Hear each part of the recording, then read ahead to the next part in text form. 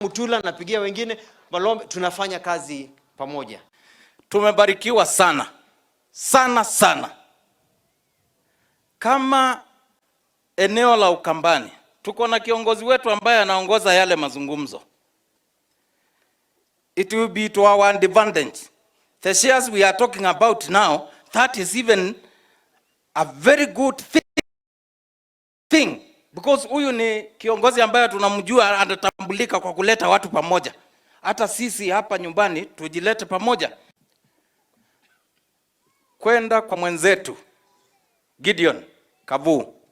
Why can't we use it as leaders from this region to cultivate for unity that is going to transform these people?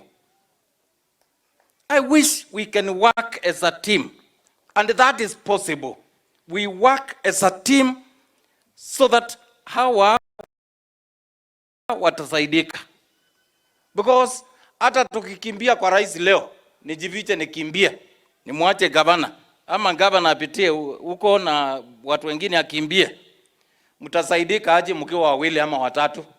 It is good when we speak with one voice, and we will be respected for that.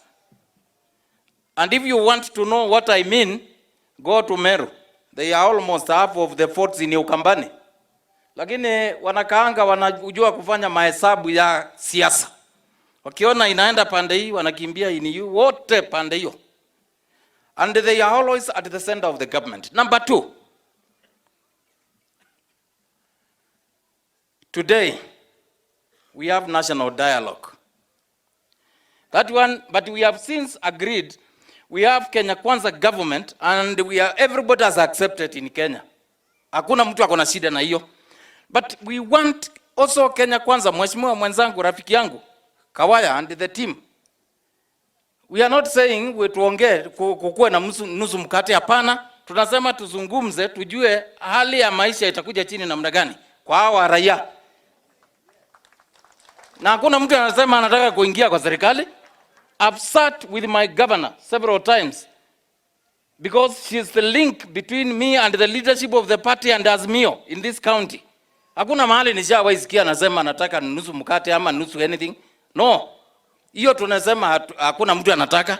Lakini mazungumzo, by the way, Kenya Kwanza, you can develop, you can push your agenda when there is peace in the country. And that is the peace we are looking as the leadership of this country and Azimio, and I'm sure my governor will agree with me.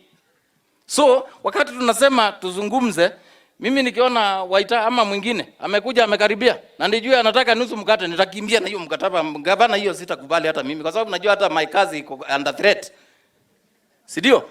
Lakini hii inahusu hawa raia. Hiyo tuweke mahali moja, tuzungumze pamoja, tuseme nyinyi mnasema hii na sisi tunasema hii, tulete pamoja tukue jambo, tusonge mbele, and you will do better. With the national government, we are working together very well. With the national government, I don't have a problem with President Ruto. He has come to my place all the time, and you see me welcoming him. My party leader, Kalonzo Musyoka, I want to thank him for the talks that he's continuing with at the national government. Sisi kama Azimio tunataka tu maisha iendezwe vizuri. Hakuna mtu ameitisha nusu mkate. Ruto is the president and the commander in chief of the republic. Nitakwatiania Mheshimiwa Raila na Mheshimiwa Kalonzo ni mazungumzo ya kusaidia wananchi. Wacheni president aongee na watu. Hata kama mimi governor ni wachanwe na mimi niongee na watu. They can also bring ideas that can make my governance better. So let us encourage our leaders to communicate to each other, to talk to each other, not at each other. Hii ya Kalonzo Musyoka, Azimio na Kenya Kwanza kuongea ni kitu ya maana sana. Wakamba usema nyumba ya vita ndiye ndibendwage Swahili baune baemela. Ndikaze asia aliondwele sipite.